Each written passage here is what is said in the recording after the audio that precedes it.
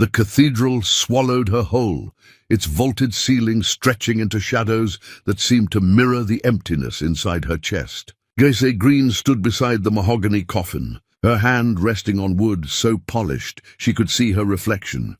Hollow eyes, lips pressed together to keep from screaming, skin that looked grey under the flickering candlelight. Her mother lay inside, dressed in the blue Sunday dress she'd worn to Guy's wedding, the dress she'd saved for months to buy because she wanted to look dignified when her daughter married into the Harrington family. The irony of that dress burned like acid in Guy's throat.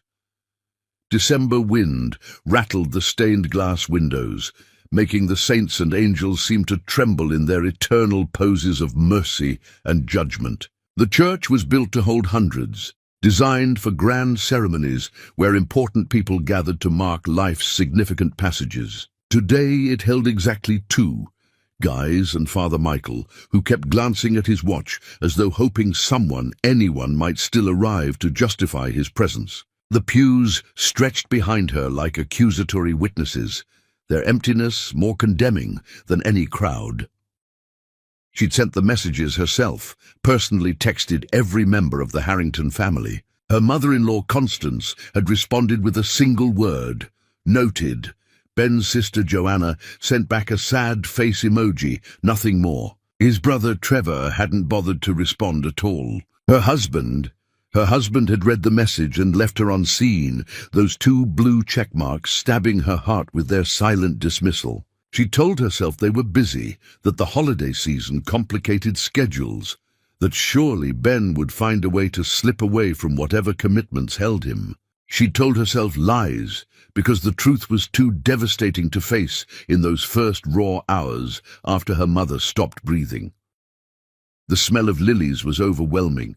Funeral flowers that arrived this morning from a generic service. Not personally chosen, not lovingly arranged. Gayse had paid for them herself, just like she'd paid for the coffin, the burial plot, the service, the modest reception she'd planned that no one would attend. Her mother had died in a hospice room, Gayse holding her hand through the final hours, whispering promises about heaven and peace, while her heart shattered into pieces she wasn't sure could ever be reassembled. In those last moments, her mother had squeezed her hand and said, "You deserve so much more than what you've accepted, baby girl. Promise me you'll remember your worth," Gayse had promised, not understanding then what prophecy those words contained. Father Michael cleared his throat gently, his weathered face creased with sympathy that felt like pity. "Mrs. Harrington, we can postpone if you'd like. Perhaps later this week, when more people can attend." "No," her voice came out stronger than she felt.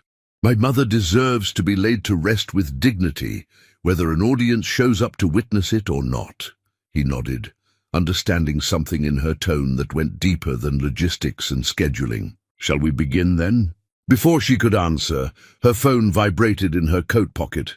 Hope flared stupidly in her chest. Maybe Ben, maybe an explanation, maybe proof that she wasn't as alone as these empty pews suggested.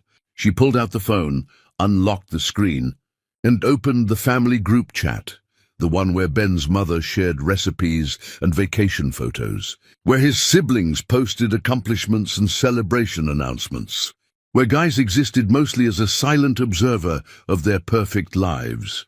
The newest message was a video from Ben, posted minutes ago.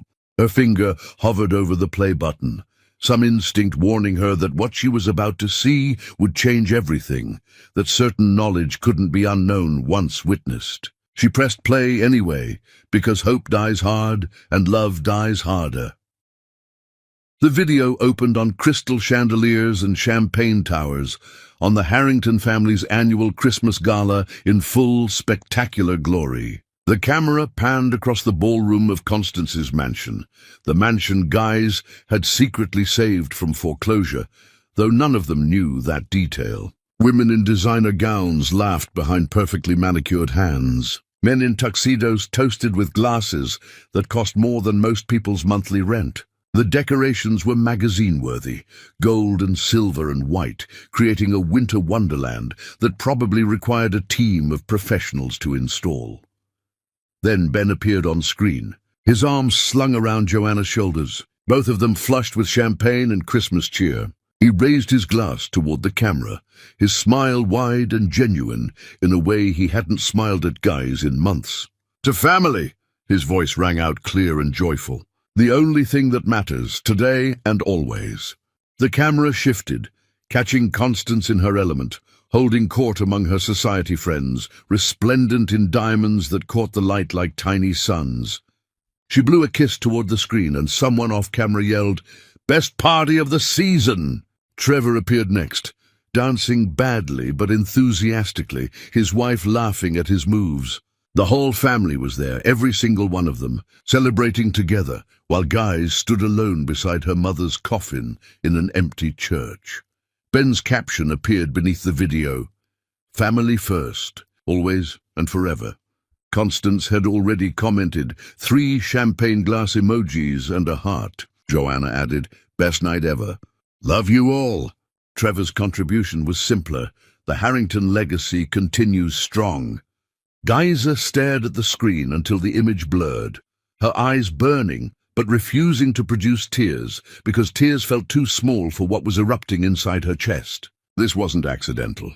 This wasn't a scheduling conflict or a miscommunication or a well-intentioned mistake. Ben had chosen to be there, surrounded by laughter and luxury and family warmth, while she stood in the cold, watching her mother's body prepare for burial. He'd chosen champagne over her tears, celebration over her grief, his family's Christmas party over the woman who'd loved him enough to reshape her entire world around his comfort.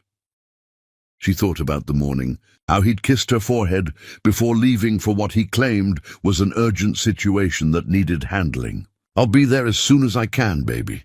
I promise. Just have to handle one critical thing first." She'd believed him because she'd spent 5 years believing him, convincing herself that his absences were necessary. His priorities were reasonable. His love was real, even when his actions suggested otherwise. She'd made excuses for him the same way she'd made his success possible, quietly, invisibly, without demanding acknowledgement or reciprocation.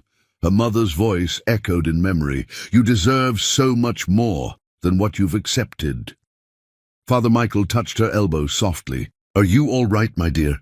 Geyser looked down at her mother's peaceful face, at the woman who'd cleaned other people's houses so her daughter could attend good schools, who'd worked herself to exhaustion so guys could have opportunities she'd been denied, who'd never asked for anything except that her daughter find happiness and love. Her mother had questioned the marriage from the beginning, gently suggesting that Ben seemed more interested in how Geyser made him feel about himself than in who she actually was as a person. Geyser had dismissed those concerns as maternal overprotection, as her mother not understanding the complexities of their relationship. Now, standing here alone, while her husband drank champagne and declared family the only thing that mattered, she understood her mother had seen clearly what she'd refused to acknowledge. "I'm fine, Father. Better than fine, actually. I'm finally seeing clearly." She opened the group chat again, her fingers surprisingly steady as they moved across the screen. The Harrington family was still posting comments on Ben's video, still celebrating their perfect evening together, still existing in their bubble of privilege and self-satisfaction. They had no idea what was about to happen. No comprehension that the foundation they'd built their lives upon was about to be removed, piece by careful piece, until everything they took for granted came crashing down around them. Gase typed 3 words, short, simple, powerful: "Withdraw everything. Effective immediately." She hit send and watched the message appear in the chat, sitting there innocent and cryptic among the champagne emojis and celebration photos. To them it would mean nothing. Random words from the wife they barely tolerated, the woman they'd never bothered to truly see. But across the city, in boardrooms and banks and offices that managed wealth they didn't understand, those 3 words would trigger consequences they couldn't imagine. Her phone lit up immediately. 3 dots appeared under her message. Someone was typing. The dots vanished, then reappeared. Ben had noticed. He was trying to formulate a response. probably confused, maybe annoyed that she'd interrupted their celebration with her strange message. Let him wonder. Let them all wonder. She slipped the phone back into her pocket and returned her attention to her mother's coffin. To the woman who deserved every bit of dignity and love Guys could provide, even if she had to provide it alone. We can begin now, Father. Just you, me, and my mother. That's all we need.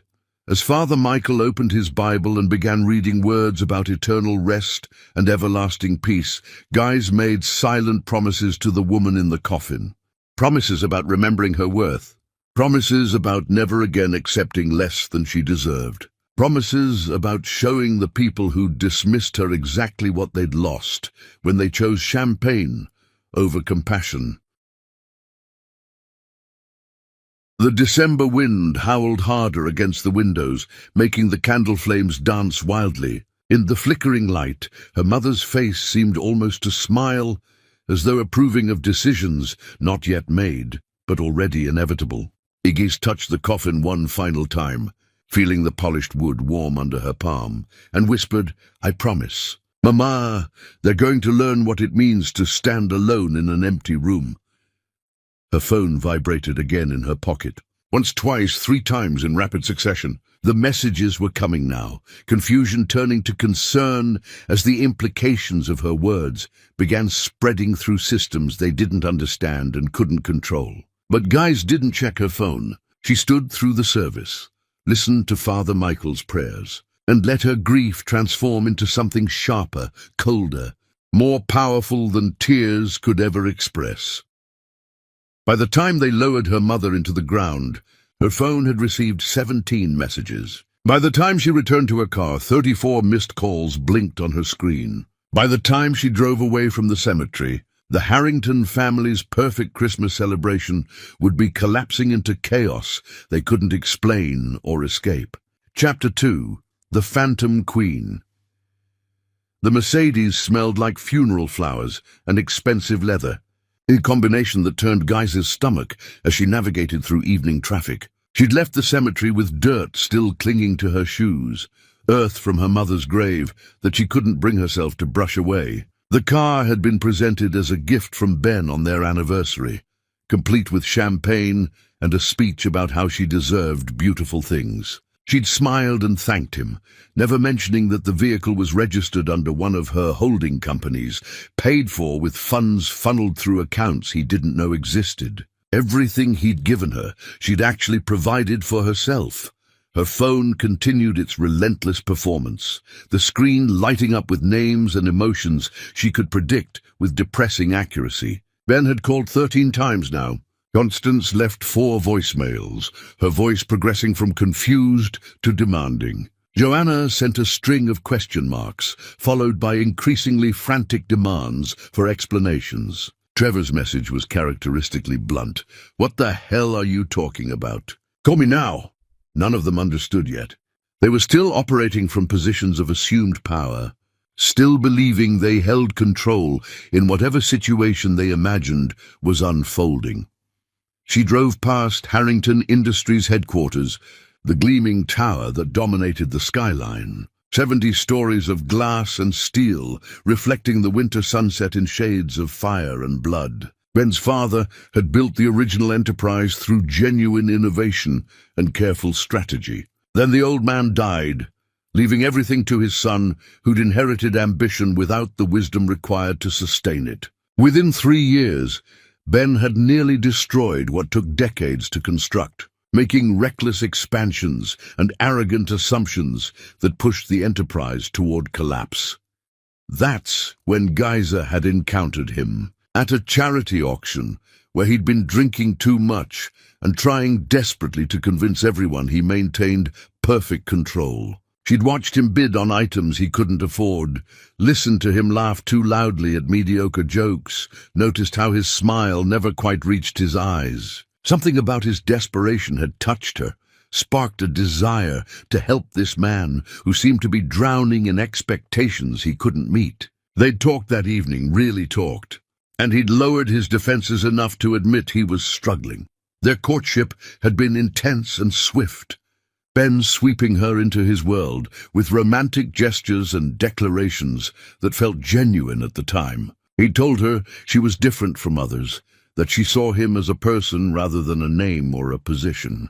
The irony of that statement haunted her now, considering her own wealth dwarfed his by magnitudes he'd never suspected. 3 months into their relationship, his situation had become critical. He'd broken down crying in her apartment, confessing that he was days from losing everything his father built, that he'd failed the family legacy, that he didn't know how to repair what he'd damaged. Guys had held him through his tears, her mind already working through solutions he couldn't see. The next day, she'd mentioned a friend from university who'd married someone influential in restructuring firms. The story was partially accurate. She did have a friend from university, LaToya, who now managed her entire financial empire from behind layers of corporate protection. One phone call to LaToya, and suddenly Ben's crushing obligations were restructured with terms that seemed miraculous. Interest rates dropped, payment schedules extended, and somehow investors materialized with capital at exactly the right moments. Ben had been ecstatic, declaring her his good luck charm.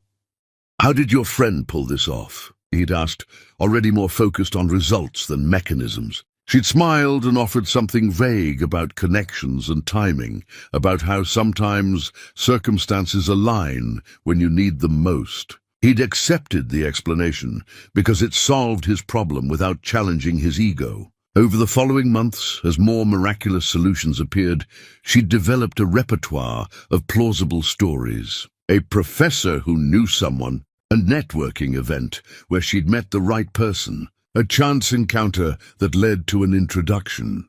Ben never questioned why these coincidences happened with such convenient frequency. Pride prevented him from examining salvation too closely, from admitting he needed saving at all. He preferred to believe his own instincts were finally activating, that his father's genius had simply been dormant, waiting to emerge. Grace let him believe whatever helped him sleep peacefully.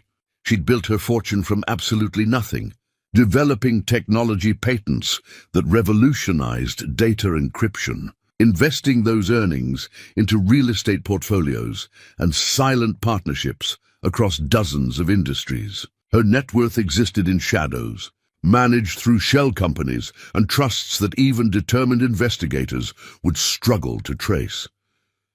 She'd kept it all hidden because she wanted something money couldn't purchase. Genuine love, uncomplicated by greed or calculation. She'd wanted Ben to truly see her without the distortion wealth creates in relationships. She'd wanted to be chosen for herself, not for what she could provide. Driving past the building she'd secretly rescued multiple times, she understood the flaw in her logic now. Authentic connection cannot be built on a foundation of secrets. Hiding her power hadn't protected their love. It had simply allowed him to take her for granted, to treat her as decoration rather than partner, to dismiss her worth because he had no comprehension of what she was actually worth. Her phone rang again, Ben's name flashing insistently. She let it ring through, watching his attempts with detached curiosity. He was probably still at the party, surrounded by family who were starting to panic as their phones exploded with urgent messages from advisors and lawyers and banks. She imagined the scene. Champagne glasses abandoned, laughter dying into confused silence, everyone checking devices and trying to understand why their financial world was suddenly imploding. Guys pulled into the underground garage of their penthouse building, the exclusive tower, where only the wealthy and influential resided. Ben had signed the lease himself, proud to secure such prestigious space. He had no idea the entire building belonged to Guys through one of her holding companies, that she'd approved his application personally, amused by his swagger when requesting approval to rent what he already essentially owned through her. She rode the elevator up, watching floor numbers climb, feeling strangely calm despite the chaos she'd unleashed. Inside their penthouse, everything looked exactly as she'd left it this morning. Sterile, expensive, decorated according to Constance's suggestions rather than Guys's preferences. This had never truly been her home, just another space where she performed the role of Ben's wife. She walked through rooms filled with furniture that held no memories, artwork chosen by an interior designer who'd never asked what she actually liked, spaces that felt more like a showroom than a place where people lived and loved. She went to the study, the one room she'd claimed for herself, and opened her laptop. The screen illuminated with information that would terrify most people. Real-time feeds showing the cascade of financial consequences now rippling through the Harrington family's empire. Every loan she'd arranged was calling in early payment clauses she'd carefully embedded. Every investment she'd facilitated was withdrawing, based on conditions she'd deliberately triggered. Every contract she'd secured was dissolving through legal mechanisms she'd established precisely for this moment. LaToya's face appeared on a video call, her expression torn between admiration and concern. "Girl, when you said withdraw everything, you really meant everything. The Harrington accounts are in complete freefall. Every single one of them." "Good." Geis's voice was steady, matter-of-fact. "You're sure about this? Once these dominoes finish falling, there's no putting them back up. The Harrington family will be exactly where they deserve to be," Geis interrupted. "Standing in the ruins of what they built on foundations they didn't understand and never appreciated. Let them feel what it's like when the ground disappears beneath their feet." LaToya nodded slowly. "Your mother would be proud. Not of the revenge part necessarily, but of you finally standing up for yourself. She always said you were too good for that family." She was right about everything. Geis felt her eyes burn, but refused to let tears fall. "I should have listened to her from the beginning. So what happens now? They're going to figure out you're behind this eventually.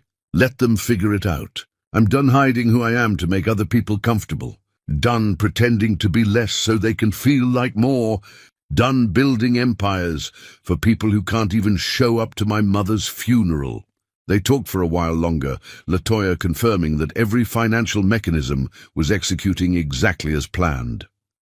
When they disconnected, Geisa sat in the quiet study, listening to the city sounds filtering through expensive windows. Her phone continued vibrating with messages she didn't read, calls she didn't answer. Somewhere across town, the Harrington Christmas party was transforming into a crisis management situation. Somewhere, Ben was probably starting to understand that his perfect world was collapsing.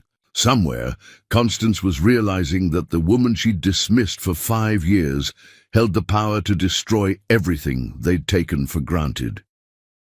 Geisa closed her laptop and walked to the window, looking out at the glittering city below. She'd built all this power in secret, convinced that invisibility would protect her heart. Instead, it had only enabled people who didn't deserve her to use her without consequence. That ended today. That ended the moment she stood alone in an empty church and understood that some betrayals were too profound to forgive, some wounds too deep to heal, with apologies that would never come. Her phone rang again. Ben calling for what must have been the 20th time. She answered finally, her voice calm when she spoke. "Yes. Geisa, thank God. What is happening? Everything is falling apart. The banks are calling loans. Investors are pulling out. Our lawyers don't understand what's triggering all these clauses. Did someone attack us? Do you know something?" "I know everything, Ben. That's what you never understood." "I've always known everything." Silence stretched between them, heavy with implications he was just beginning to grasp. When he spoke again, his voice trembled. "What does that mean? Geisa, are you saying you're involved in this somehow?" "I'm not involved, Ben. I am this. Every dollar you thought you earned, every deal you thought you made, every success you thought was yours, it was all me, standing in the shadows, making you possible while you celebrated with your family and forgot your wife was burying her mother alone." The line went dead silent, except for his breathing, harsh and disbelieving. Then from somewhere in the background, she heard Constance's voice, demanding to know who he was talking to, what he was learning. "You should get back to your party," Geisa said softly. "Your family needs you. They just don't know yet. that you need me far more than I ever needed any of you." She ended the call before he could respond, turned off her phone, and stood at the window watching the city lights blur into beautiful chaos. Just like the Harrington family's world was blurring into ruin they couldn't prevent or understand. Chapter 3. The collapse begins. Ben came through the penthouse door at 3 in the morning, smelling of expensive cologne, mixed with panic sweat, and champagne turned sour in his stomach. His bow tie hung loose around his neck, his jacket slung carelessly over one arm, his eyes wild with the kind of fear that comes from watching your entire world disintegrate without understanding why or how to stop it. Gay sat motionless in the living room, lights off, still wearing her black funeral dress, and when he saw her silhouette against the window overlooking the glittering city, he actually stumbled backward with a gasp. Jesus Christ. "You scared me." His hand pressed against his chest dramatically, always performing even in crisis. "Why are you sitting in the dark like that?" "I've been in the dark for 5 years. Ben, I'm just finally comfortable with it. Finally accepting what I should have seen from the beginning." He fumbled for the light switch, flooding the room with brightness that made them both wince against the sudden harshness. In the unforgiving illumination, he looked older than she'd ever seen him, the boyish charm that first attracted her completely stripped away to reveal something smaller and more frightened underneath. He dropped onto the couch across from her, running his hands through his hair in a gesture she'd once found endearing, but now recognized as manipulation. A physical display meant to generate sympathy. "We need to talk about what you said on the phone. About being behind everything that's happening to us." His voice tried for authority, but landed somewhere closer to pleading. "That doesn't make any sense. How could you possibly have the power or resources to—" "Because I'm worth $5 billion. Ben, because I've been running the empire you thought you built with your own hands and your father's legacy. Because every time you were about to fail, every time bankruptcy loomed, I stepped in and saved you. And you were too proud or too stupid or too self-absorbed to ever question how the miracles kept happening exactly when you needed them most." The words hung in the air between them like physical objects, solid and undeniable. Ben stared at her, his face cycling rapidly through disbelief, confusion, and something that might have been anger if it wasn't so thoroughly mixed with terror. "That's insane. You don't have $5 billion. You can't be—" "What, Ben? I can't be wealthy?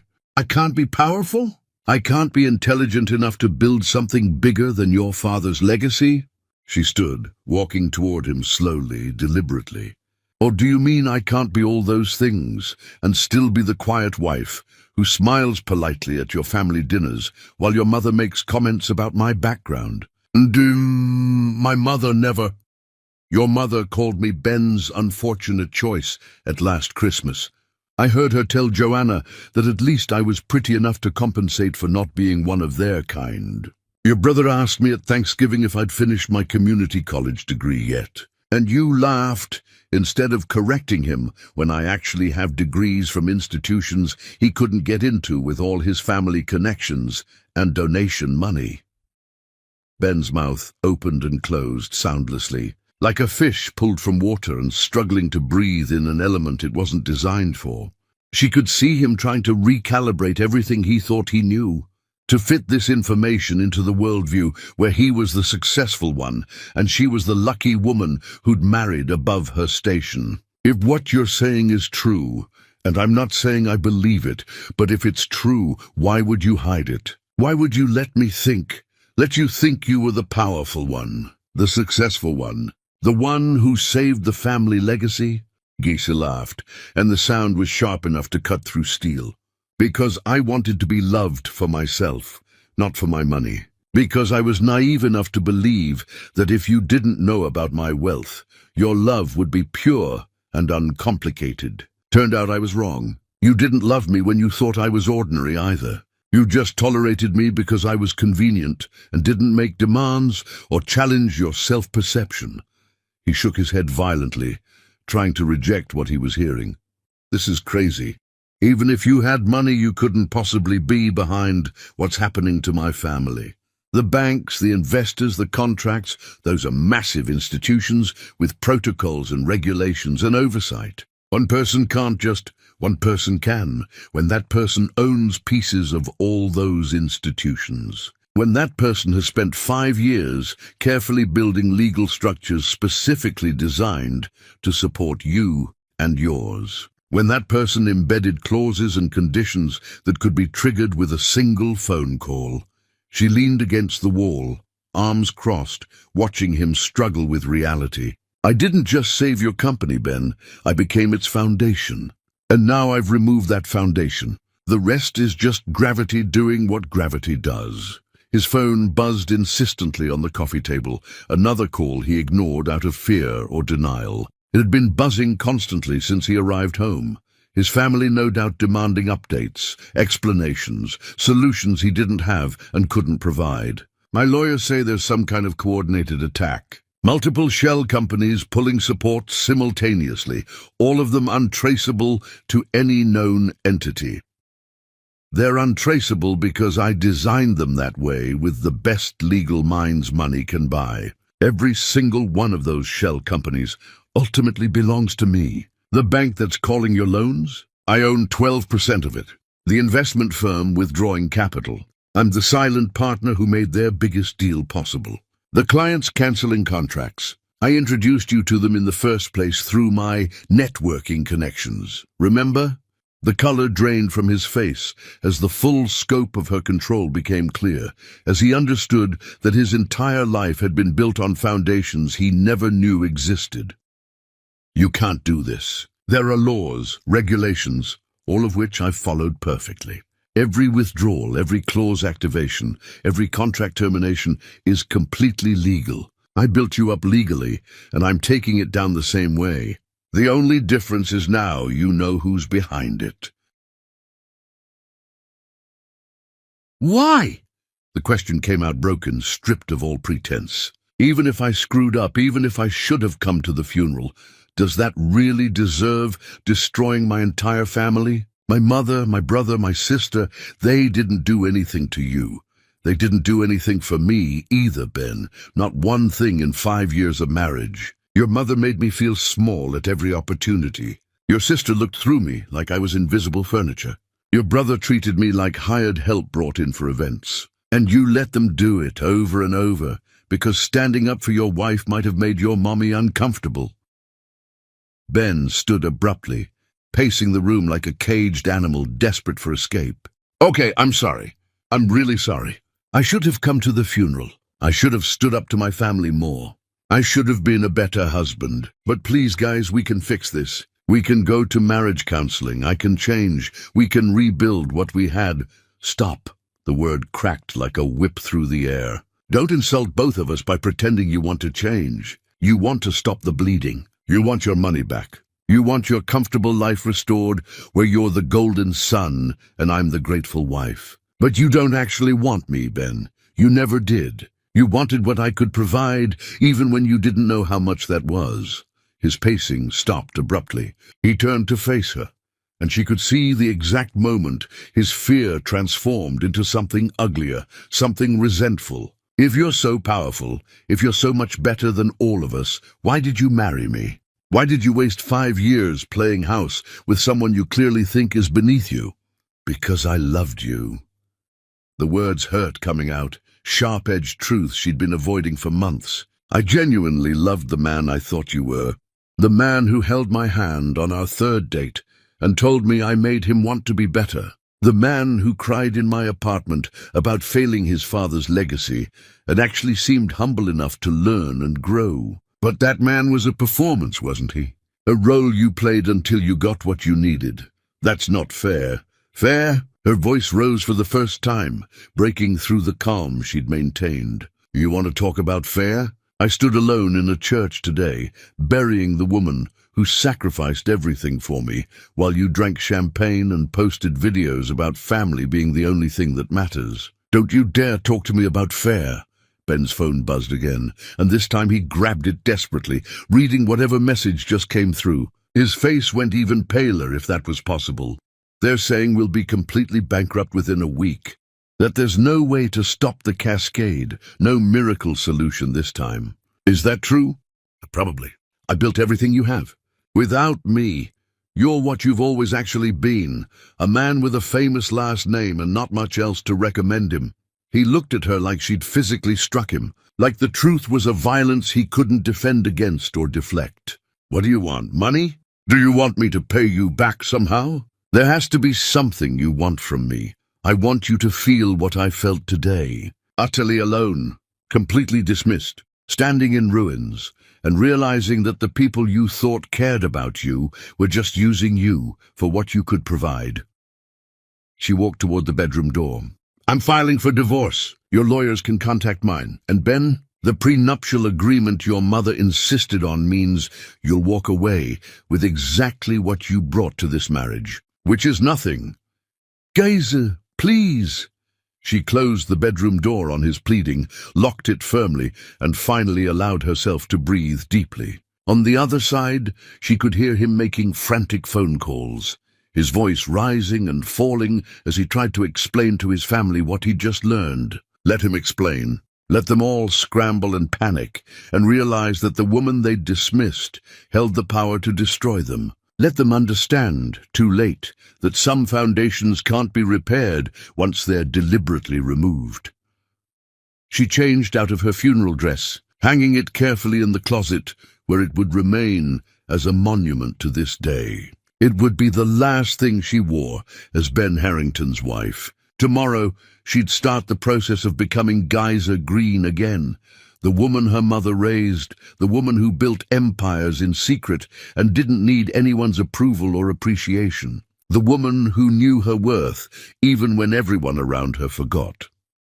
Chapter 4. The Stranger's Kindness. The cemetery looked different in morning light, softer somehow, the harsh edges of grief smoothed by sunshine that felt inappropriate for mourning. Gaze knelt in the grass beside her mother's fresh grave, placing white roses because those had been her favorite. She hadn't slept after Ben finally gave up trying to talk through the locked bedroom door. She'd just lain awake listening to him make calls, his voice progressing from panic to desperation, to something close to acceptance as the night wore on. Around dawn, she'd heard him leave the penthouse, slamming the door hard enough to rattle the walls. She didn't care where he went. Their marriage had ended the moment he chose champagne over her tears, even if the paperwork would take longer to finalize.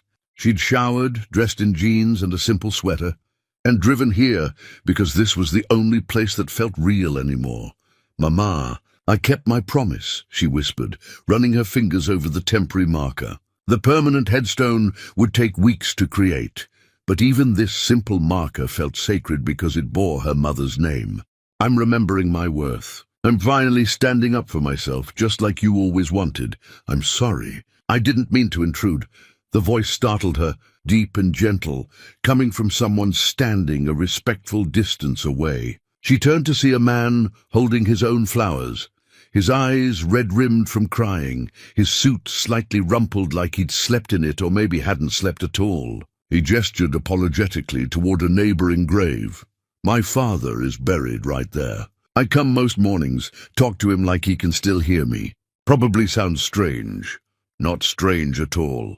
Geyser stood brushing grass from her knees. I think they can hear us. I hope they can anyway. He nodded, stepping closer but maintaining respectful distance. And Peter Noah, I've seen you here before, the other day at the service. I wanted to offer my condolences, but it felt intrusive. I appreciate that. And guys, she didn't add her married name. Didn't want the Harrington attached to her here in this place that was about truth and grief and her mother's memory. Peter moved to his father's grave, kneeling to arrange his flowers with careful attention.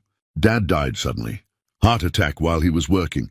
He was a carpenter, spent his whole life building things for other people, making sure every joint was perfect and every measurement precise. He taught me that quality matters more than speed, that you build things right or you don't build them at all.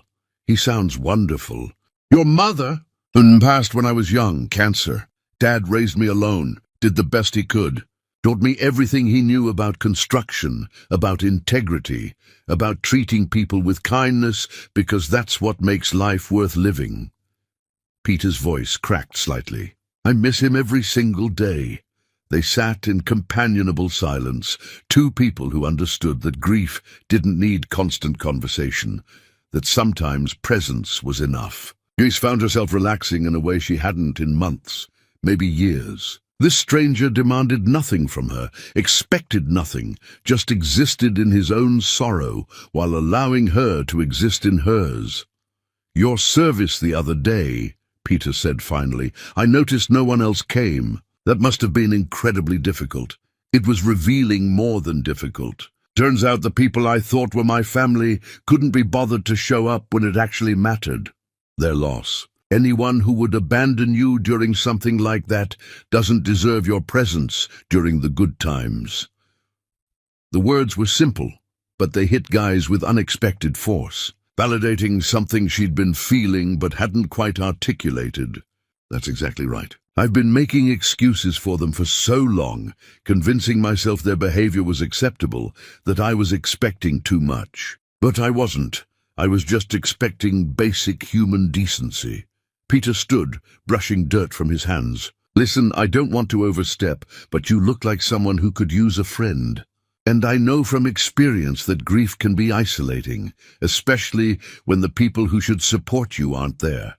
He pulled out his phone.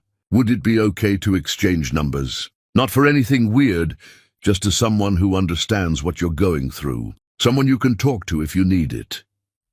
Guys hesitated, not because she didn't trust him, but because accepting his offer felt like admitting she needed support, that she was vulnerable. But maybe vulnerability wasn't weakness. Maybe it was just honesty. She pulled out her own phone. I'd like that, actually. They exchanged numbers and then stood awkwardly for a moment, neither quite sure how to end this unexpected connection. Finally, Peter smiled, and it was the first genuine smile she'd seen in longer than she could remember. Warm, uncomplicated, asking for nothing except the possibility of kindness shared between two wounded people. I should let you finish your visit. But Geyser, take care of yourself. Grief is hard enough without carrying other people's failures too. He walked away, leaving her standing beside her mother's grave, with her phone in her hand and something unfamiliar unfolding in her chest. Not attraction exactly, not yet, but recognition. Recognition that connection could exist without transaction. That someone could offer support without expecting something in return. That maybe the Harrington family's treatment of her wasn't the standard she should accept as normal. Her phone buzzed in her hand. Ben calling again. Probably with more begging or demands or attempts to negotiate. She declined the call without guilt. Whatever he wanted could wait. She was here with her mother in a moment of peace she hadn't expected to find, holding a stranger's phone number that felt like possibility. I think you'd like him, Mama, she whispered to the grave. He seems kind, really kind, not performative kind. The kind you always said I should look for, instead of settling for good-looking and charming. The wind picked up, rustling through the trees overhead, and Geyser chose to interpret it as her mother's approval. She stayed another hour, talking about Peter, about the Harrington family's collapse, about the divorce she'd be filing, about the life she was going to build now that she'd stopped hiding who she was. And for the first time since her mother died, Geiss felt something besides grief and anger. She felt hope. Chapter 5. The Harrington Family Reckoning. Constance Harrington's mansion looked smaller somehow, diminished by the crisis unfolding within its walls. Guy pulled up to the circular driveway, parking between luxury vehicles that would likely be repossessed within days. She'd been summoned here through a series of increasingly frantic messages from Ben, culminating in his mother calling personally with barely concealed desperation, masquerading as authority.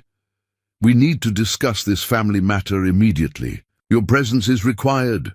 Gutchis had almost laughed at the word required, as though Constance still held any power over her decisions. But curiosity won out. She wanted to see their faces when they tried to demand things from someone they'd spent years dismissing. Wanted to watch them scramble now that they understood who actually held the cards. She rang the doorbell instead of using the key she'd never been officially given, despite being married into the family for 5 years. Trevor answered, his usual arrogance replaced by barely controlled panic. About time. Everyone's waiting in the study. He led her through halls, decorated with portraits of Harrington ancestors, all those severe faces that had always seemed to judge her for not being born into the right family. Now she walked past them with her head high, knowing that every painting, every piece of expensive furniture, every crystal chandelier hung by threads she controlled. The study was full. Constance sat behind the massive desk like a queen holding court, though her usual composure had cracks showing around the edges. Joanna perched on the leather sofa, her designer outfit unable to hide the fear in her eyes. Ben stood by the window, refusing to look at Guys directly. Various cousins and in-laws filled the remaining chairs, all of them watching her enter with expressions ranging from hostile to desperate. "Thank you for coming." "Giza," Constance's voice dripped with false warmth. "We have some concerns we need to address as a family." "I'm not your family, Constance. I'm the woman your son married, but you've made it very clear over the years that I don't actually belong in this room." The older woman's smile froze, not expecting such directness. "Now there's no need to be dramatic. We've always welcomed you. You've tolerated me. There's a difference." Geisa remained standing, refusing to sit and put herself at a lower position. "What do you want?" Joanna stood abruptly, her composure shattering. "We want to know why you're destroying us. Our lawyers traced the financial collapse back to shell companies and trusts that all seem to connect to you somehow. They can't prove it yet, but the timing is too perfect to be coincidence. Maybe I'm just that good at covering my tracks. This isn't a joke." Trevor slammed his hand on the desk. "Do you understand what you've done? My accounts are frozen. Joanna's suppliers are demanding immediate payment she can't make. Mother might lose this house. Ben's company will be liquidated by the end of the week. You've destroyed us!" I removed my support. "There's a difference." Guys walked to the window, looking out at gardens she'd paid to maintain without anyone knowing. "Everything you have, everything you've built over the past 5 years, was constructed on a foundation I provided. I was the safety net you never knew existed. And now that I've removed that net, you're falling. That's not destruction. That's just gravity." Constance stood, her mask of civility finally cracking completely. "You think you're so clever, don't you? Some nobody who married my son and now wants to play games with family you don't understand. We have lawyers, connections, resources. You have nothing." Guys turned to face them all. "You have lawyers you can't afford to pay. Connections who stop returning calls when they realize you're broke. Resources that only existed because I made them possible. You want to know who I really am? I'm worth $5 billion. I own pieces of companies across 37 industries. I have patents that generate passive income while I sleep. I built an empire from absolute nothing, and then I built your empire too, because I loved your son and wanted to help him succeed." The room went silent, every person staring at her with identical expressions of disbelief. Ben finally spoke, his voice hollow. "I told them. They didn't believe me. Why would we believe that?" Joanna's voice was sharp. "You're telling us the woman we've known for 5 years, the quiet little wife who never said much at family dinners, is secretly a billionaire. That's insane.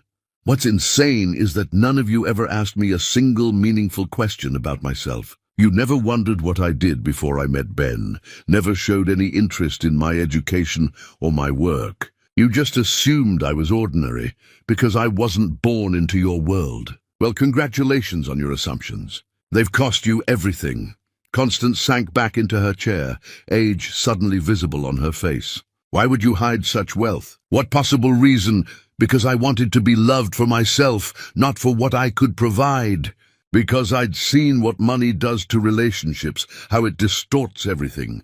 Because I was naive enough to believe that if Ben didn't know about my wealth, his love would be real." Geyser felt tears threatening, but refused to let them fall in front of these people. Turns out I was wrong. He didn't love me when he thought I was ordinary either. That's not true, Ben said weakly. I did love you. I do love you. You love what I made possible. You love the success you thought was yours. You love having a wife who didn't challenge you or make demands. But me, the actual person I am, you never bothered to know her.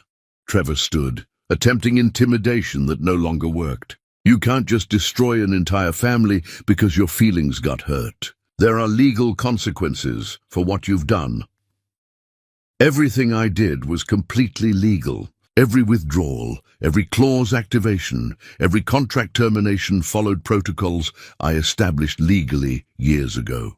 Your lawyers know this already, which is why they're telling you there's nothing actionable. I built you up within the law, and I'm taking it down the same way. What about the others? Constance gestured to the room.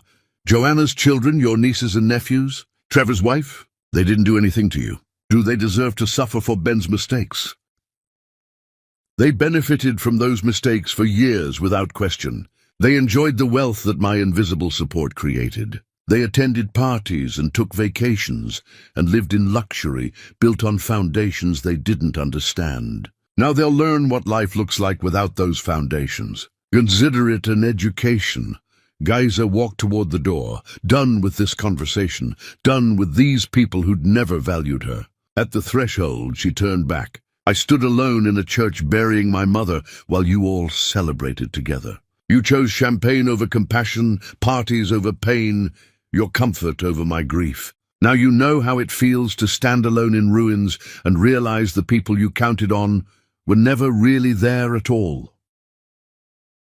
She left them sitting in their study, in their mansion that would soon belong to someone else, surrounded by portraits of ancestors who'd be ashamed to see how far their descendants had fallen. And she felt nothing but relief at leaving that chapter of her life behind. Chapter 6. The Unraveling. The divorce lawyer's office smelled like expensive wood and old books. The kind of place that radiated respectability and discretion earned through decades of handling wealthy people's messy secrets. Geyser sat across from Janet Krause, a woman whose reputation for ruthless efficiency in high-stakes divorces made her the obvious choice for someone who needed this done quickly and completely. Janet reviewed the prenuptial agreement Constance had insisted on 5 years ago. The document meant to protect the Harrington fortune from a woman they considered beneath them, a gold digger who needed to be contained. The pages rustled as Janet flipped through them, occasionally making notes in margins already filled with her sharp observations and legal strategies. "This is almost too perfect," Janet said, unable to hide her amusement as a slow smile spread across her face. Her reading glasses caught the afternoon light streaming through floor-to-ceiling windows that overlooked the city. "They drafted this to ensure you couldn't access Harrington wealth in a divorce. But since all the actual wealth was yours anyway, hidden through shell companies and trusts they never knew existed, this agreement essentially guarantees Ben walks away with nothing, while you retain everything you secretly built. I've seen irony in my career, seen plenty of poetic justice, but this is exceptional. This is masterclass level. Irony is sometimes kind." Gaze signed the papers. Janet slid across the polished mahogany desk, her signature flowing with the confidence of someone who'd finally stopped second-guessing her worth or her decisions. "How long until this is final? Given that Ben has no resources to fight and every reason to want this over quickly, I'd estimate 3 months. Maybe less if he cooperates fully and doesn't try anything desperate. He'll sign anything at this point. His lawyers have already indicated he understands fighting would only make things worse for him financially. They're advising complete cooperation and quick resolution." "Good." Geyser stood, ready to leave this office and this legal formality behind. The weight she'd been carrying felt lighter with each step toward the door, each moment that moved her further from the Harrington name and everything it represented. One more thing. Janet leaned back in her leather chair, studying Geyser with professional curiosity mixed with genuine admiration. She removed her reading glasses and set them carefully on the desk. I've handled a lot of divorces in my 30 years of practice, seen every type of breakup imaginable. Messy affairs with multiple mistresses, bitter custody battles that destroy children, vindictive asset hiding that requires forensic accountants to unravel. But I've never seen someone dismantle an entire family's financial empire with such surgical precision. You didn't just leave your husband. You systematically destroyed everything he thought he'd built, and you did it so legally, so perfectly, that they have absolutely no recourse. It's brilliant, actually. Brutal, but brilliant. I removed the foundation I'd been providing without their knowledge or appreciation. What they built on that foundation was always unstable. I just stopped hiding that instability from them, stopped protecting them from their own poor decisions and inflated sense of importance.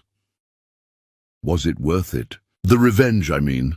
Does watching them suffer bring you peace or closure? I've had clients who got their revenge and found it hollow. Geyser considered the question seriously, turning it over in her mind like an object being examined from all angles. She'd asked herself the same thing late at night when sleep wouldn't come. It wasn't revenge. Revenge implies I wanted to hurt them for the sake of causing pain, for satisfaction. This was consequences. They spent 5 years treating me like I didn't matter, like my feelings and my presence were negotiable, like my grief was less important than their champagne toasts and social status. I just showed them what happens when someone they dismissed actually stops participating in their success. Was it worth it? Ask me again when the divorce is final and I've had time to build something new from what I've learned about myself. She left the office and walked to a coffee shop 3 blocks away, texting Peter Noah before she could overthink it or talk herself out of reaching for connection.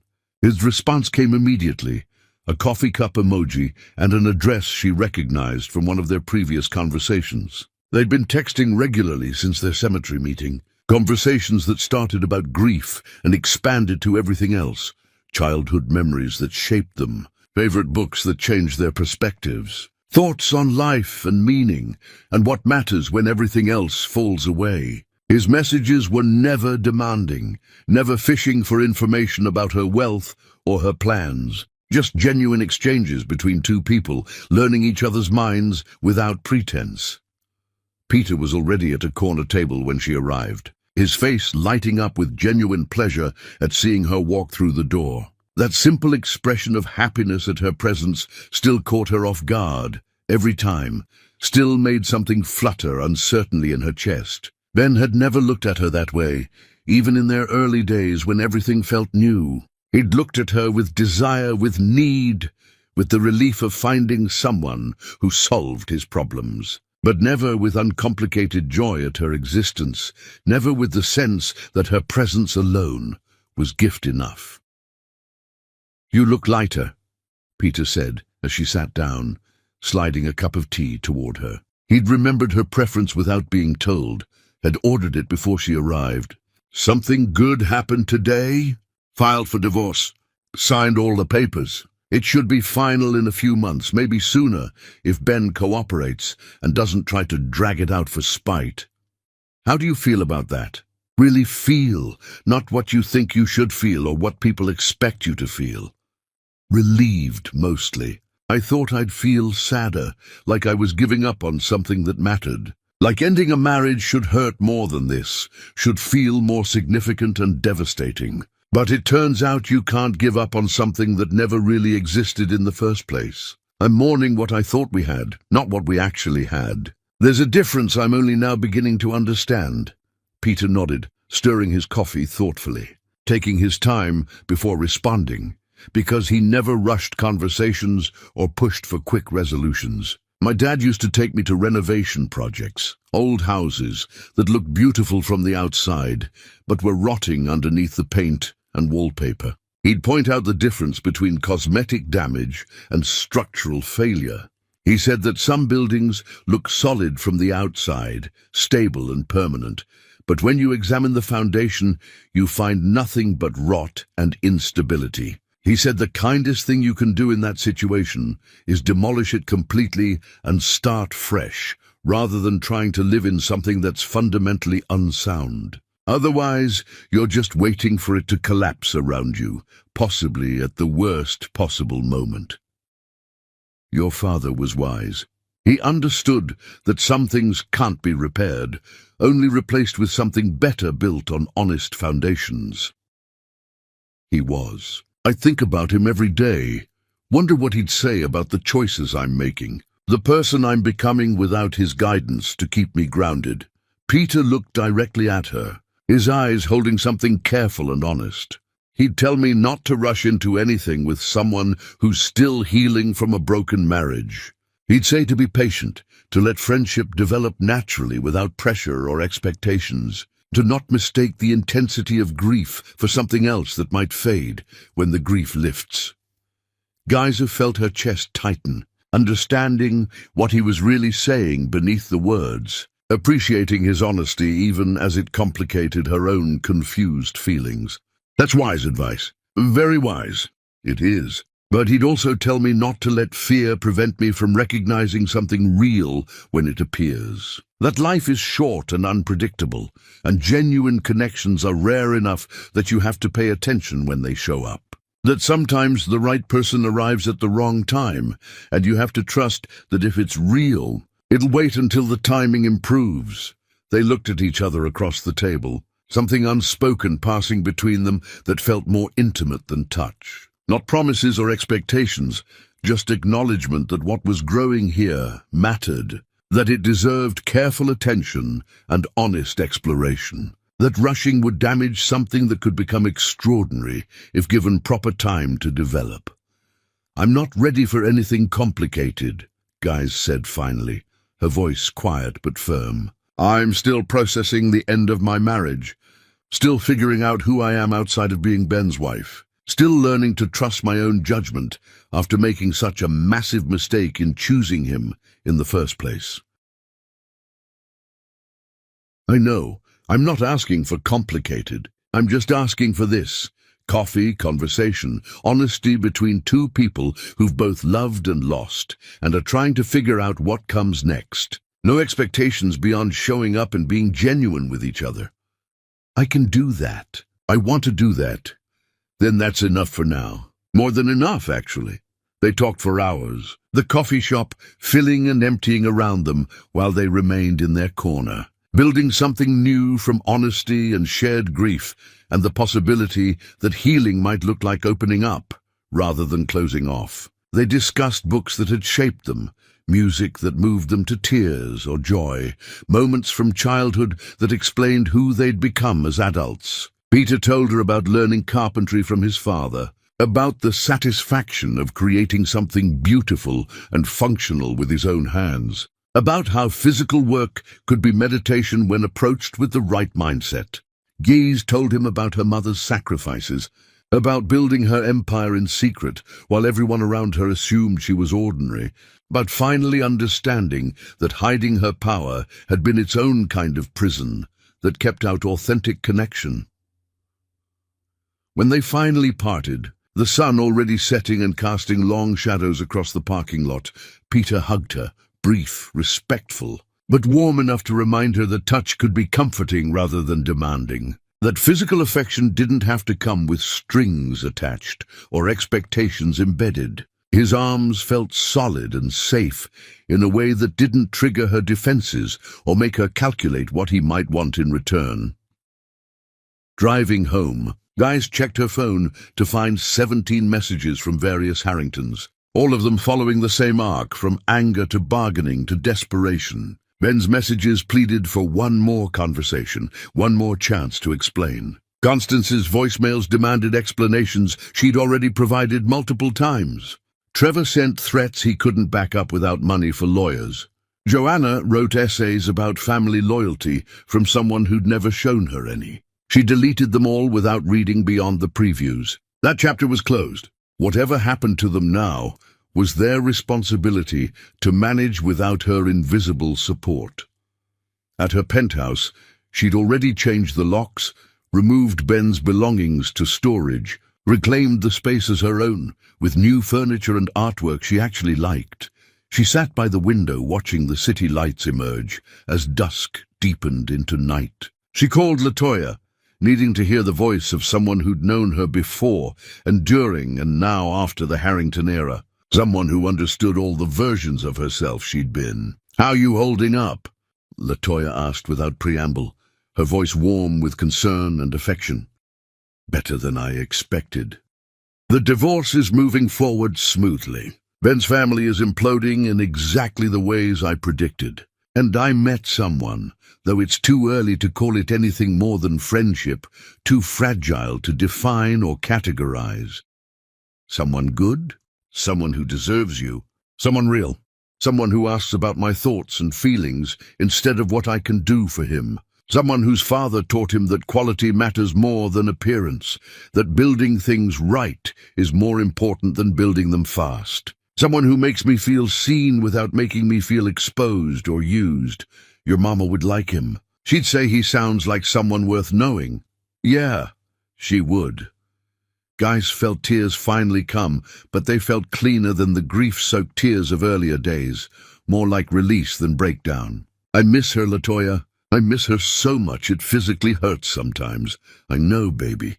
But she'd be proud of you right now. Standing up for yourself, walking away from people who didn't deserve you, opening yourself to new possibilities instead of closing off completely. That's exactly what she wanted for you. She always said you deserved someone who celebrated you instead of tolerating you." They talked until exhaustion finally claimed Guys, pulling her towards sleep that came easier than it had in weeks. Tomorrow she'd continue building her new life, brick by brick, decision by decision. But tonight she let herself rest in the space between endings and beginnings, trusting that whatever came next would be better than what she'd left behind. That her mother's death hadn't been the end of everything, but rather the beginning of her finally choosing herself. Chapter 7. The Weight of Power, the Coffee Shop. Peter had chosen was nothing like the places. Ben preferred no marble counters or designer furniture, just worn wooden tables and mismatched chairs that had been loved into comfort by years of use. Morning light streamed through windows that needed cleaning, creating patterns on the floor that shifted as clouds moved overhead. Geese arrived early, ordering tea instead of her usual coffee, because her stomach had been unsettled lately, stress manifesting physically in ways she couldn't ignore. She sat in the corner they'd claimed as theirs through repetition, watching people come and go with their rushed orders and distracted faces, everyone moving through their own private dramas she'd never know. Peter showed up exactly on time, carrying a brown paper bag that smelled wonderfully of cinnamon and something warm and fresh from the oven. "Homemade muffins," he explained, setting them on the table between them with the care of someone presenting something meaningful. "Baked them this morning because I couldn't sleep and needed to do something with my hands. Fair warning, they might be terrible. Carpentry is my skill, not baking. My father used to joke that I could build a perfect cabinet but couldn't bake a decent cookie to save my life. He said I approached baking like construction, too precise, not enough intuition." She took one, bit into it, and smiled genuinely at the slightly lopsided but absolutely delicious result. The muffin was still warm, melting in her mouth with flavors that spoke of real ingredients and actual care. "These are wonderful. What couldn't you sleep about?" "Honestly?" "You not in a creepy way," he added quickly, concern flashing across his face.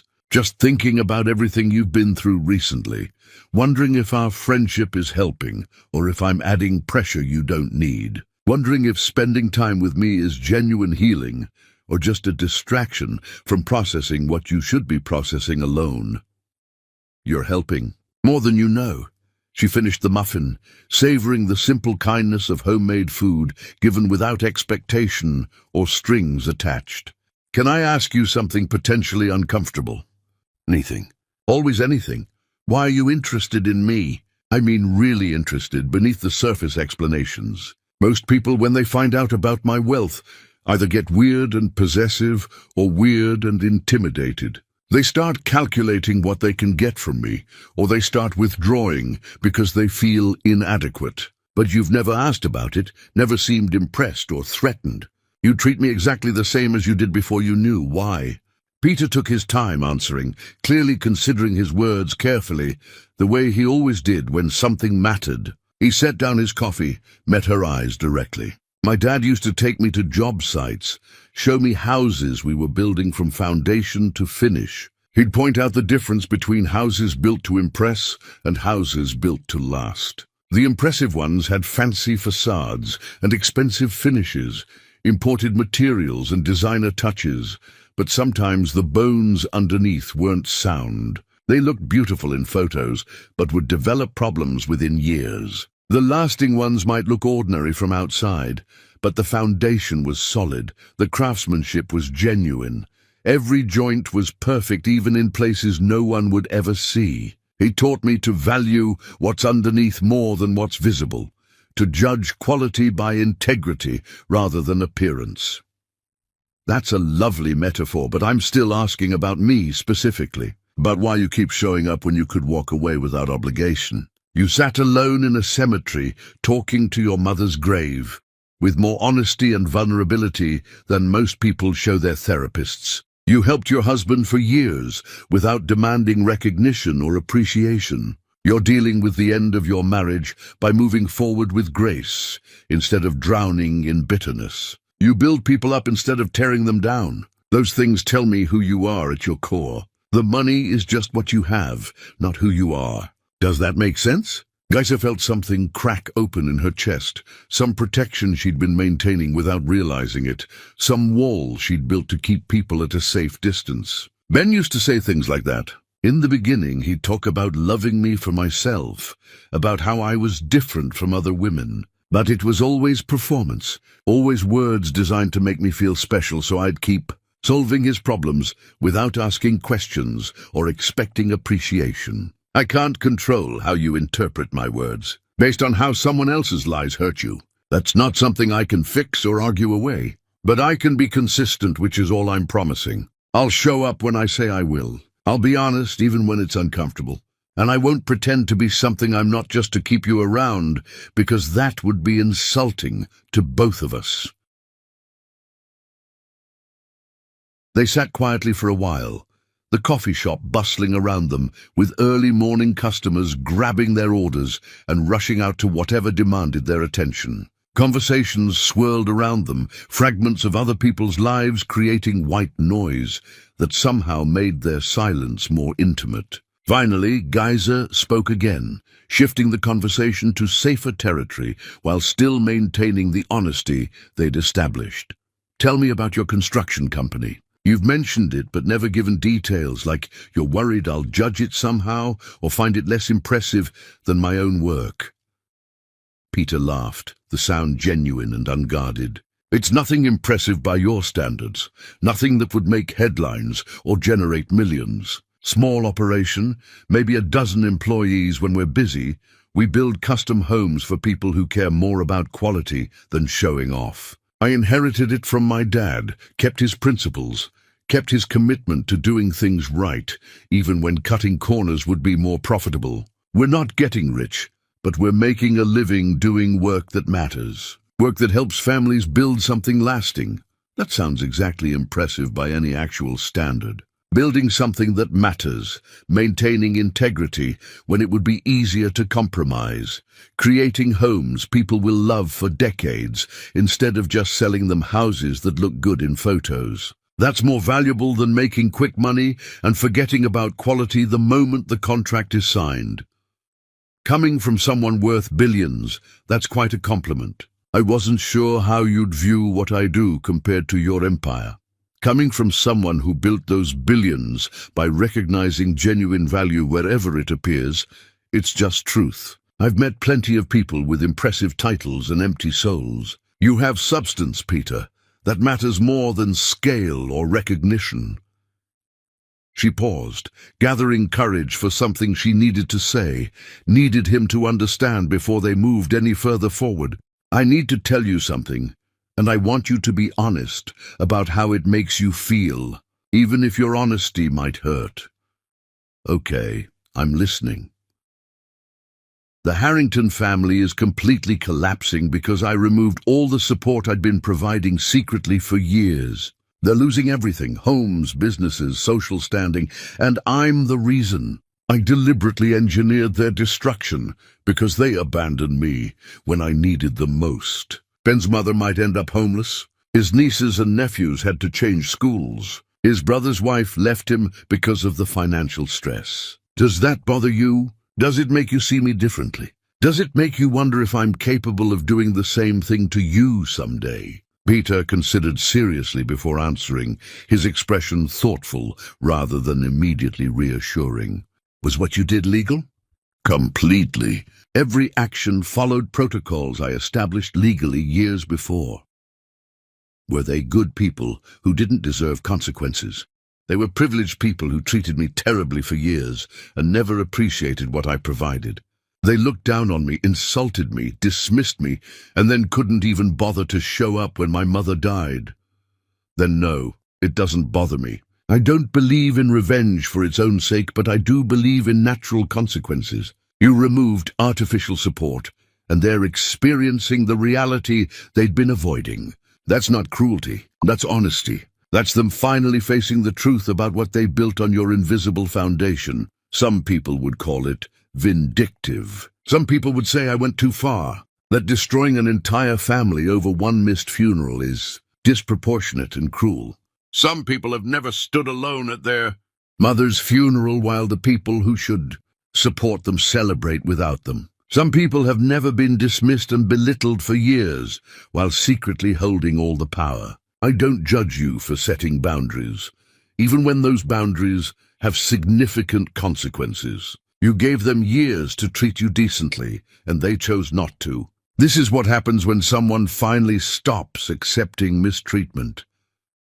They talked until the morning shifted into afternoon, until guys realized she'd missed 3 calls from her divorce lawyer and Peter had to leave for a job site inspection. Walking to their cars in the parking lot behind the coffee shop, he turned to her with a question that had clearly been building throughout their conversation. I'm teaching a carpentry workshop at the community center this weekend for teenagers who are interested in construction but don't have access to the tools or training. Kids who've been told they're not smart enough for real careers, so they might as well give up on their dreams. Would you want to come? Not as a date, just as someone who might enjoy seeing what I do, seeing how I try to give back to kids who remind me of myself at that age. I'd love that, really love that. He smiled, and she noticed again how his entire face transformed with genuine emotion, how there was no calculation behind his expressions, no hidden agenda lurking beneath his kindness.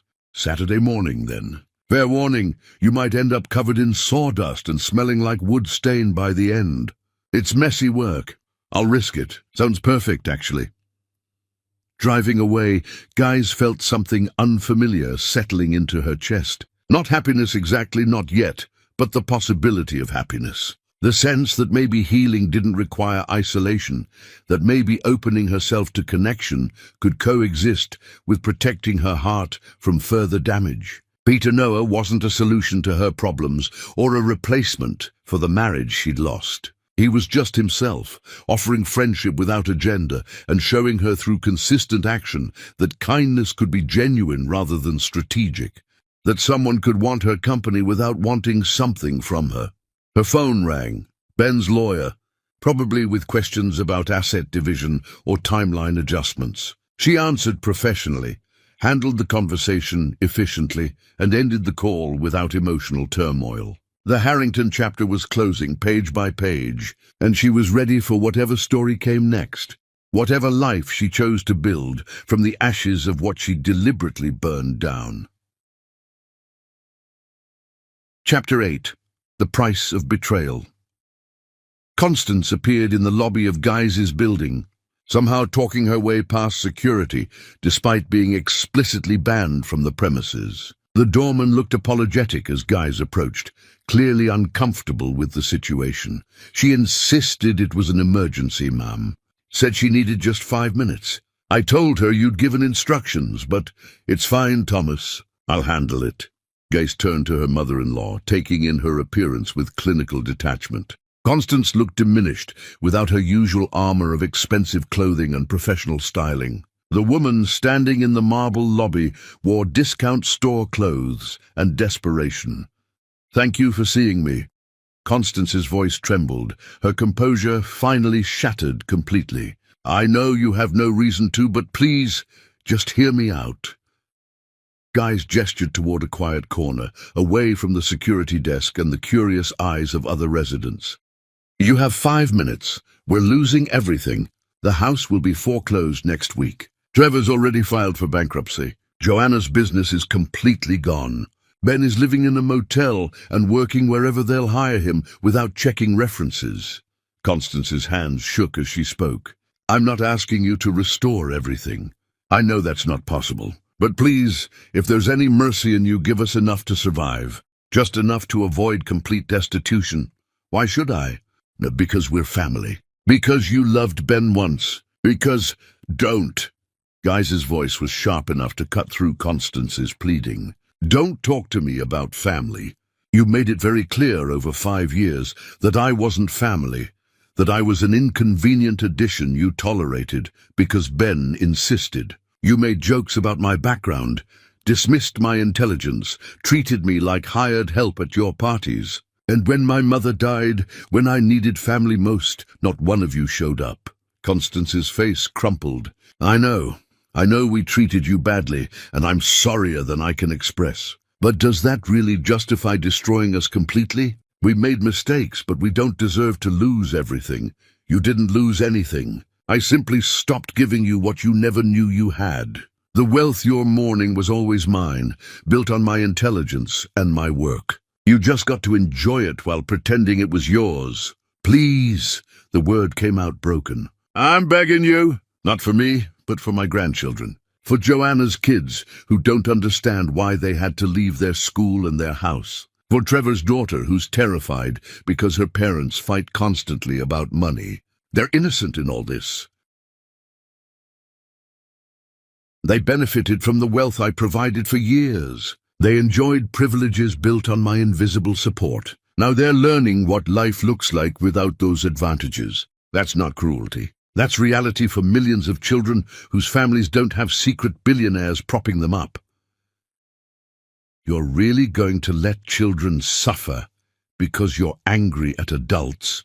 I'm going to let children experience the natural consequences of their families' choices. Maybe it'll teach them humility and gratitude, lessons their parents clearly never learned. Geiser stood, done with this conversation. Your 5 minutes are up? Wait, please. Constance grabbed her arm, then immediately released it when Geiser's expression hardened.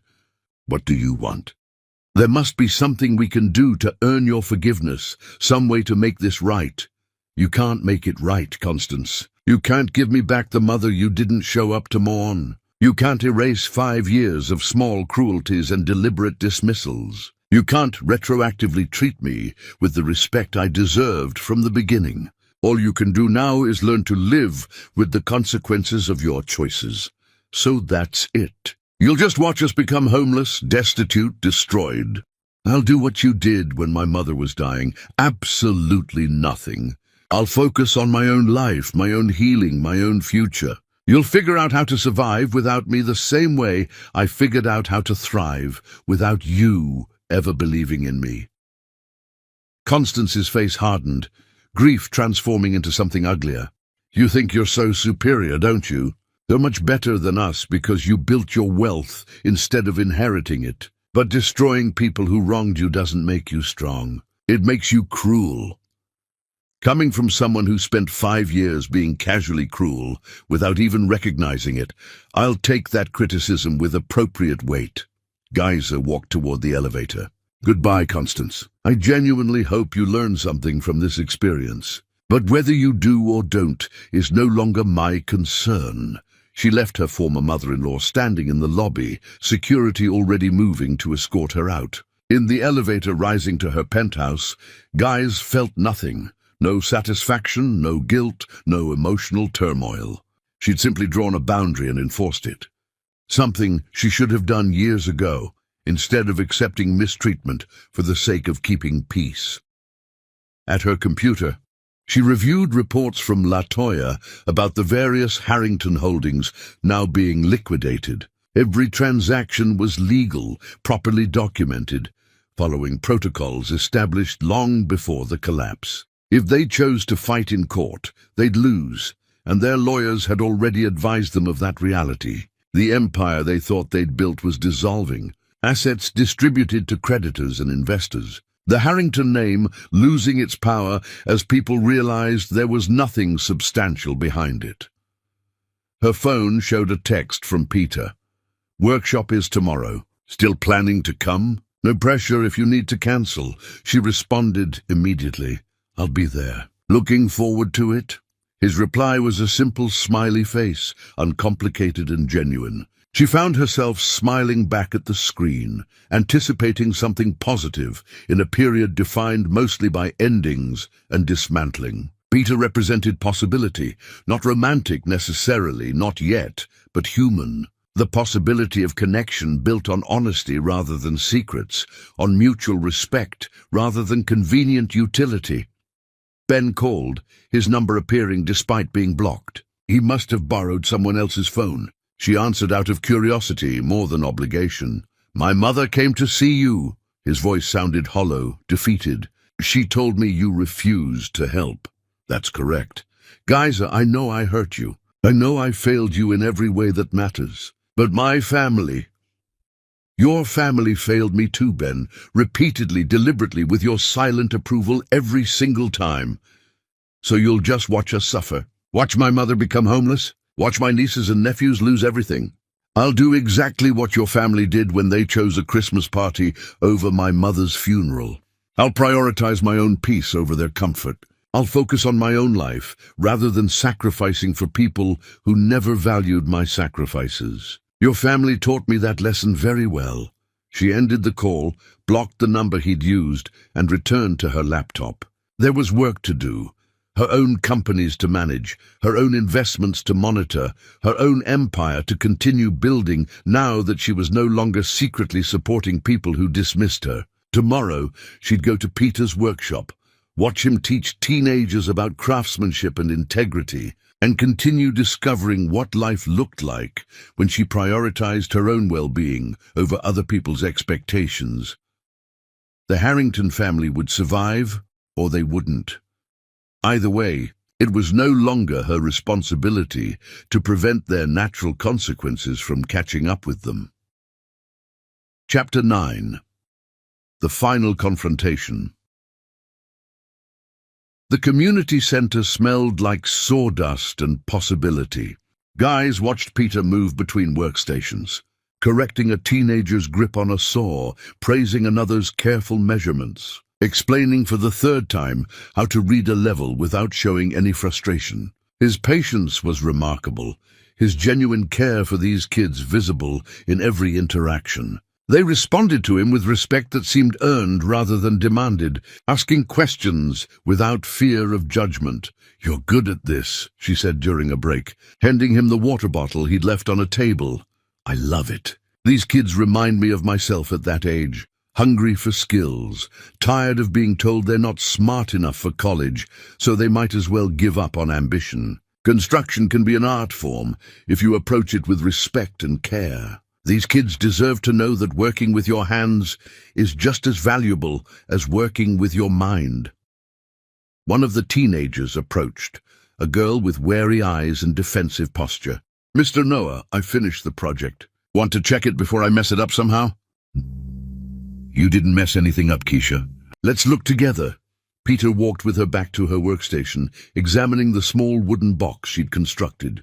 "This is excellent work. The joints are clean, the finish is smooth. You should be proud. Really, it's not garbage. Really, you're a natural at this. Have you thought about apprenticeships? There are programs that pay you to learn while you work."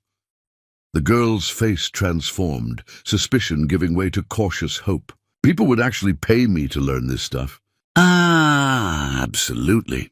I can get you information if you're interested." Watching the interaction, Geyser felt something shift in her chest. This was what genuine kindness looked like. Investing in people without expecting return, seeing potential in those others dismissed, using privilege to lift rather than exclude. The contrast with the Harrington family couldn't be more stark. Her phone buzzed insistently. She ignored it, focused on the workshop and the teenagers learning that their hands could create things of value and beauty. But the buzzing continued, persistent enough that Peter noticed. You should probably check that. Might be important. She pulled out her phone reluctantly, seeing Ben's name lighting up the screen over and over. She declined the call, but he immediately called again. And again. Something in the frantic repetition made her step outside to answer. What? Where are you? I need to see you right now. It's urgent. I'm busy. Whatever it is can wait. No, it can't. I'm outside your building. I know you're not home. Please, just tell me where you are. I'll come to you. Absolutely not. Ben, we're getting divorced. You don't get to make demands on my time anymore. Please. His voice cracked. I'm losing my mind here. I need to understand. I need to know if there's any way to fix this, any possibility of, there isn't. We're done.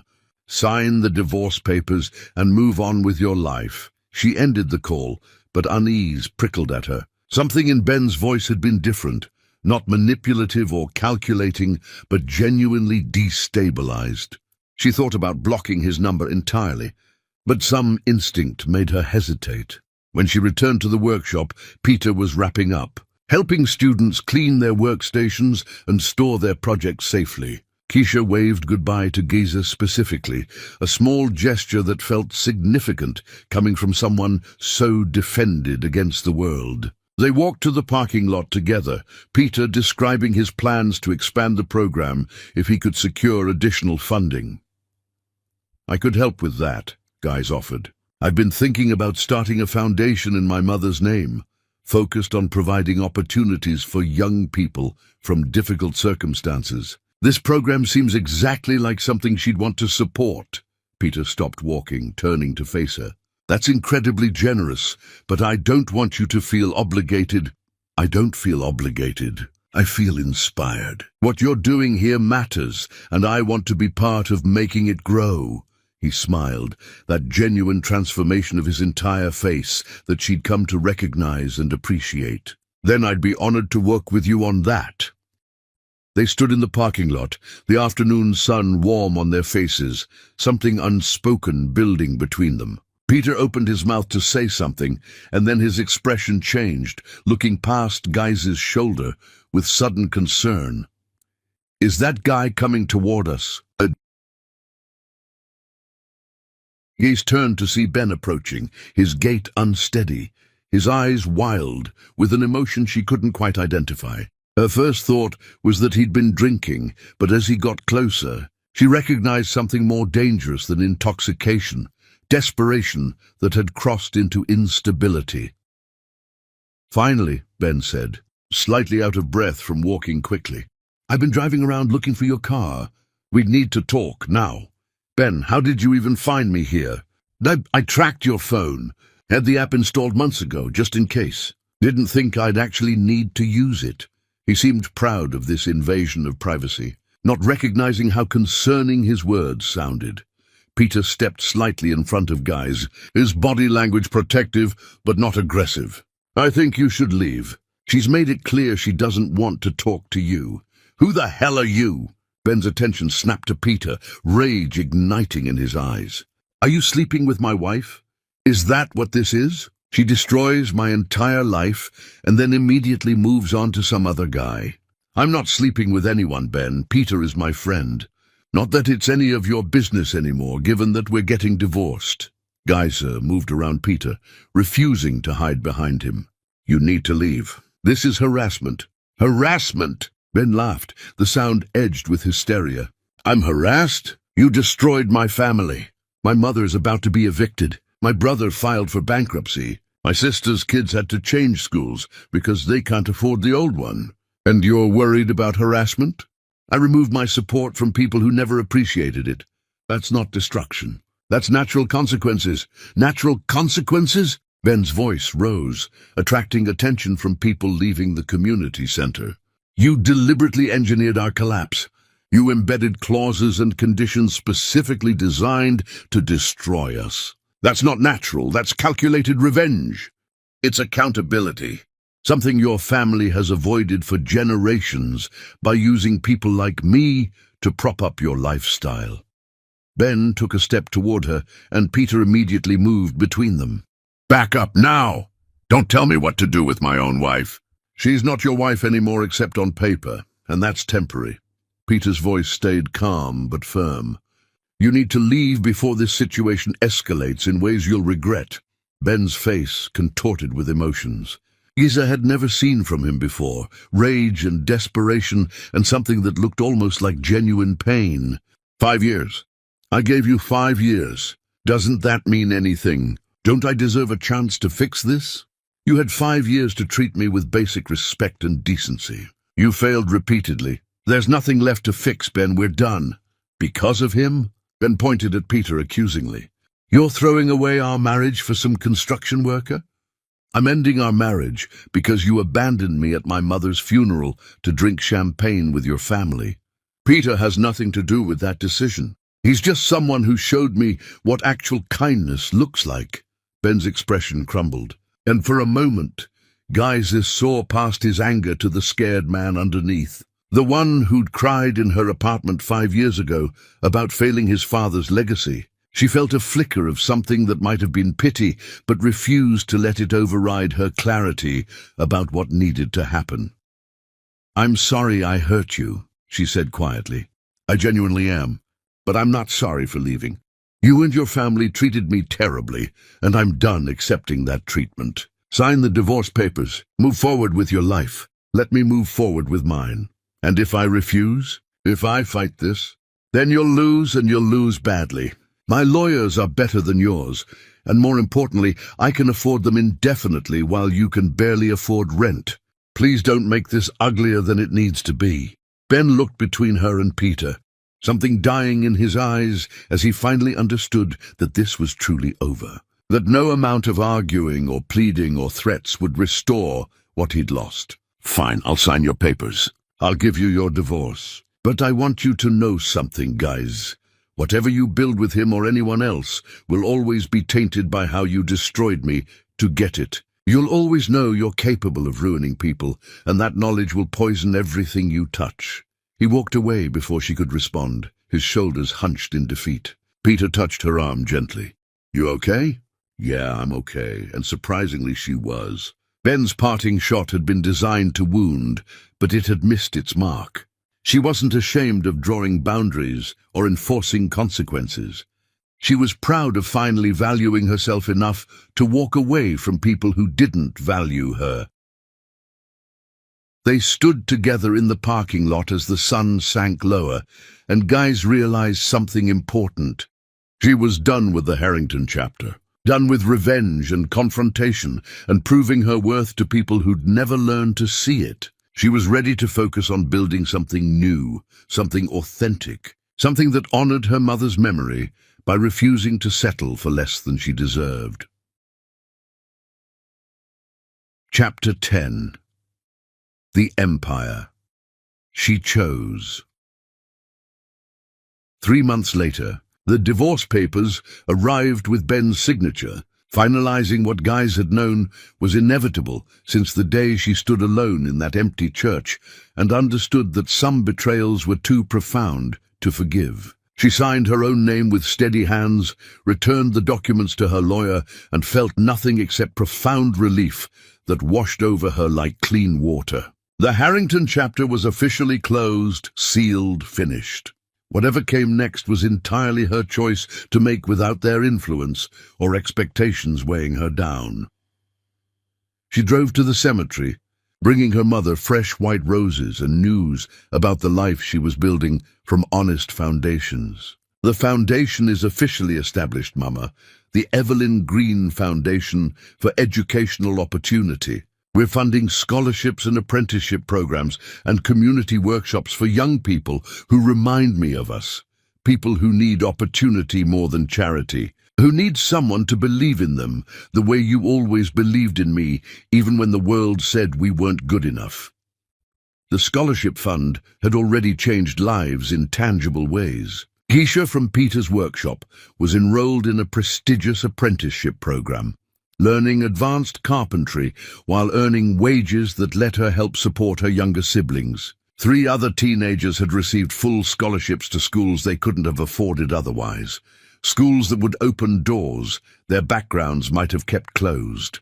The foundation was small still, just beginning, but growing steadily, and it felt like the best possible use of wealth she'd once hidden in shadows, out of fear. Peter arrived with his own flowers, their cemetery meetings having become routine over the months, a ritual that honored grief while making space for healing. He'd met her here several times, never pushing for more than she was ready to give, just offering consistent presence and genuine care that asked for nothing in return. Today he sat beside her in the grass, close enough that their shoulders touched, sharing warmth and silence. The Harrington collapse is complete, she told him, sharing news she'd received from Latoya that morning.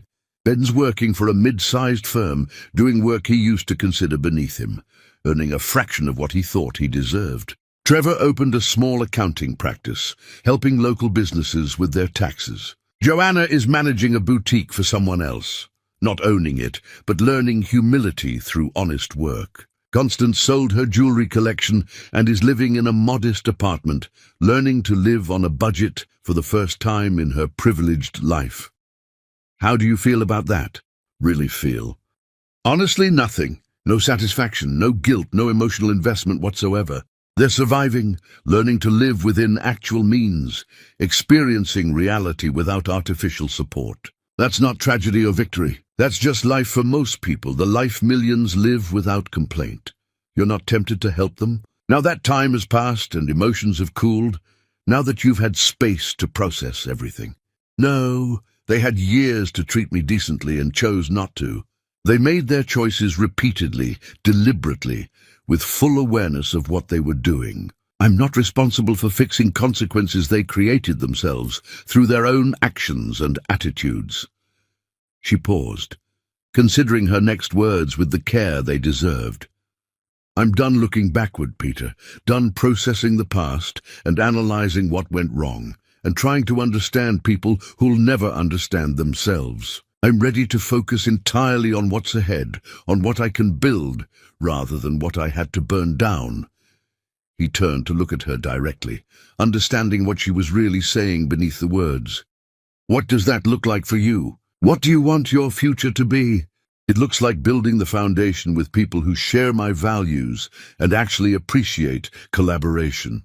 Working with teenagers who deserve chances they weren't born into. Spending time with someone who sees me for who I actually am, rather than what I can provide or how I can be useful. She met his eyes. If that someone is still interested in me after watching me systematically destroy my ex-husband's family. Peter's smile was slow and genuine and full of warmth that reached all the way to his eyes. That someone has been patiently waiting for you to be ready, waiting without pressure or expectations. And yes, he's very interested. More interested than he probably should admit. But honesty has been our foundation from the beginning. They sat together in the quiet cemetery, surrounded by memories of people they'd loved and lost, making deliberate space for something new to grow in soil enriched by grief and honesty. Not rushed, not desperate, not trying to fill voids or escape pain or replace what was lost. Just honest and present and willing to see where truth could lead when given room to develop naturally without force. Later, they had dinner at the small restaurant that had become their regular spot through repeated choice, talking about foundation plans and construction projects and favorite books they'd discovered. Nothing profound or earth-shaking, just the comfortable exchange of two people learning each other's patterns and preferences, building intimacy through accumulated small moments rather than grand gestures. When Peter walked her to her car, he kissed her, brief and sweet and full of possibility that neither of them tried to define or rush. "Is this okay?" he asked afterward, always checking, always making sure her comfort mattered more than his desire. "It's perfect. You're perfect. This is exactly what I need." The following weeks blurred together in the best possible way.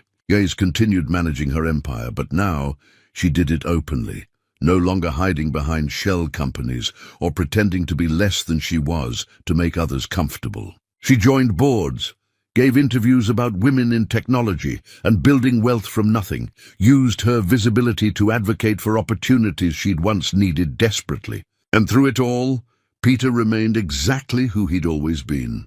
Steady, kind, genuinely interested in her thoughts and feelings, never intimidated by her success or resentful of her wealth.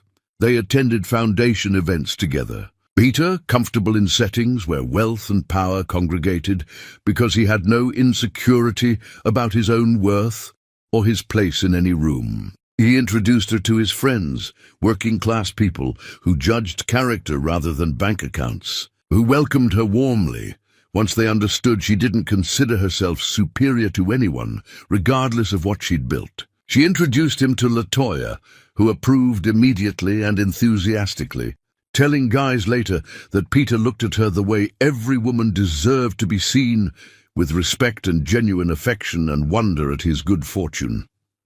The Harrington family sent one final message through their lawyers, a settlement offer that would require guys to restore some portion of their former wealth in exchange for signing agreements never to speak about the collapse publicly or reveal what they considered family secrets. She declined without hesitation or second thoughts. Their story wasn't hers to protect or conceal, and she had no interest in funding their comfort at the cost of her peace or her principles. Ben married again within a year, choosing someone from his new social circle, someone who fit his reduced circumstances and modest lifestyle. Geese heard about it from mutual acquaintances and felt only mild curiosity, the kind you feel about strangers' lives glimpsed in passing. That chapter held no power over her anymore, no ability to hurt or anger or even interest her particularly. She'd learned what she needed to learn, mourned what deserved mourning, and moved forward into a life that honored her mother's memory by refusing to settle for less than authentic love and genuine respect. On the anniversary of her mother's death, Geza stood at the grave with Peter beside her, flowers in both their hands, their presence together feeling natural and right. "I kept my promise, Mama. I remembered my worth when it would have been easier to forget. I walked away from people who couldn't see my value.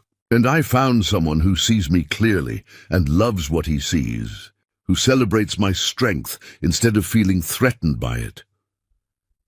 Peter squeezed her hand gently, offering silent support without needing words to convey his understanding and care. They stood together as the sun set, two people who'd found each other in grief and built something beautiful from shared understanding and mutual respect. The empire guys had once hidden now served purposes that mattered beyond accumulating wealth.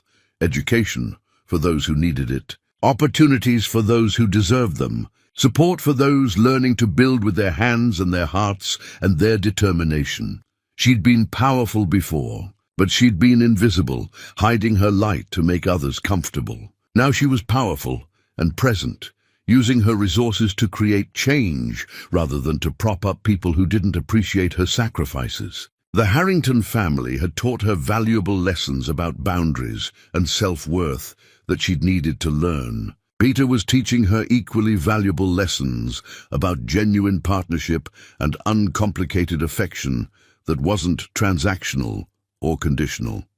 Walking away from the cemetery, Peter's arm around her shoulders in a gesture that felt protective without being possessive. Geza felt her mother's presence like benediction, like approval, like love that transcended death. This was the life she'd been meant to build all along, authentic, purposeful, surrounded by people who valued her for who she truly was, rather than what she could provide. The empire she chose wasn't measured in dollars or power over others or the ability to destroy those who wronged her. It was measured in lives changed for the better, opportunities created where none existed, and the courage to demand the respect and love she deserved without apology. Some foundations are built to last forever, constructed with care and integrity and honest materials. Gaze had finally learned to build on solid ground, to value herself enough to walk away from unstable structures, to create something that would endure because it was built on truth rather than secrets, on mutual respect rather than hidden power, on love that was freely given rather than desperately earned.